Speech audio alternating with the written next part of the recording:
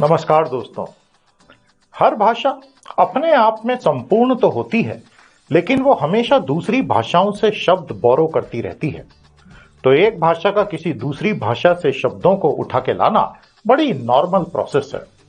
सदियों तक चलने वाली इस प्रोसेस में दुनिया भर की भाषाओं में काफी ज्यादा इंटरमिक्सिंग हो चुकी है और यही इनकी खूबसूरती है कि एक स्टैटिक स्ट्रक्चर नहीं है। आज मैंने अपने आर्टिकल में आपको कुछ बड़े प्यारे शब्द बताए हैं जो हिंदुस्तानी भाषाओं से निकलकर अंग्रेजी भाषा में पूरी तरह से समाहित हो गए हैं। मैंने साथ ही साथ जावेद अख्तर साहब का एक बड़ा खूबसूरत पैराग्राफ भी आर्टिकल में समझाया है, जिसमें एक ही पैराग्राफ में उन्होंने 10 से ज्यादा भाषाओं के शब्दों का उदाहरण दिया जो आप और हम डेली यूज करते हैं। कहने का मतलब यह है कि दिमाग को थोड़ा खुला रखना जरूरी है। आइए देखते हैं 5 हिंदुस्तानी शब्द जो इंग्लिश का हिस्सा बन गए परमानेंटली।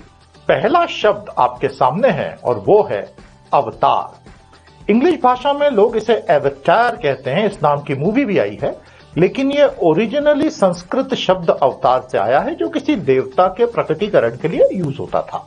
अंग्रेजी भाषा में जब हम अवतार बोलते हैं या एवतार बोलते हैं तो वो नॉर्मली किसी व्यक्ति के चेहरे के लिए जो अलग अलग इलस्ट्रेशंस में गेमिंग पोर्टल्स में यूज होते हैं, आप अपना अवतार चुन सकते हैं। उसी तरह मेटावर्स जो मार्क जुकरबर्ग ने बनाया उसमें भी आप चाहें तो अपना अवतार चुन सकते हैं, अपना असली चेहरा भी दिखा सकते हैं। तो ये अवतार अंग्रेजी भाषा को संस्कृत की देन है। मजा आया सुन के। दूसरा प्यारा शब्द जो भारत से, भारतीय भाषाओं से अंग्रेजी में गया वो है बंगलो। ये जो शब्द है दरअसल आप देखेंगे अंग्रेजों ने भारत में सबसे पहले जहां पांव जमाए थे वास्तविक रूप में वो था बंगाल, आज का जो पश्चिम बंगाल है और साथ ही साथ जो बांग्लादेश का पूरा क्षेत्र है। बंगाल के क्षेत्र में जब अंग्रेजों ने अपने पांव जमाए तो वहां घरों के जो विशिष्ट प्रकार होते थे उसको वो लोग बेंगलो बोलने लग गए। और उसके बाद जब ब्रिटेन में उसकी कॉपी की गई तो वो इतने अच्छे से कॉपी हो नहीं पाती थी, तो उसको मजाक में बंगलो बोलते थे। हालांकि बाद में अमेरिका में उस तरह के बंगलोस के डिजाइन की कॉपी बहुत सफल हुई, खास तौर पर जहां पर धूप अच्छी पड़ती थी ऐसे स्टेट्स में। तीसरा शब्द जो हिंदुस्तान से इंग्लिश में चला गया वो था जगनॉट। सुनने में भारी शब्द लगता है।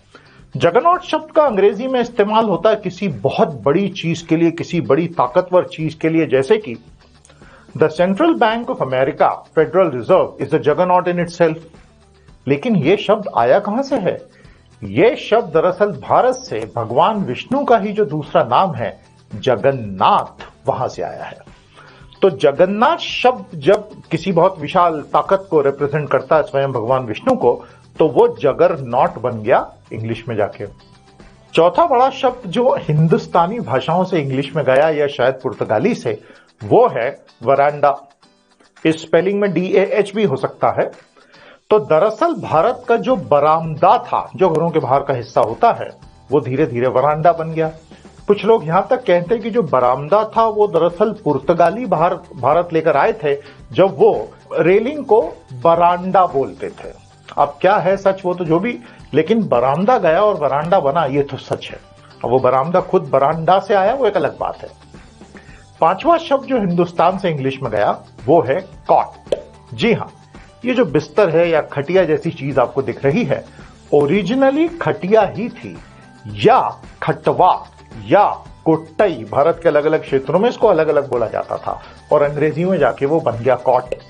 तो आपने आज देखा कि कैसे अवतार, बंगलो, जगरनॉट, वरांडा, कॉट, ये 5 हिंदुस्तानी शब्द अंग्रेजी ने अपने आप में एब्जॉर्ब कर लिए और आज हम उसे यूज करते हैं इंग्लिश में, तो हमें ये रियलाइज भी नहीं होता कि भाई ये तो ओरिजिनली हिंदुस्तानी भाषा के हैं। प्यारे दोस्तों, आर्टिकल पूरा पढ़िएगा, शेयर जरूर कीजिएगा और मुझे मेरे इंस्टा और यूट्यूब पर फॉलो कर सकते हैं, करके दिखाएंगे।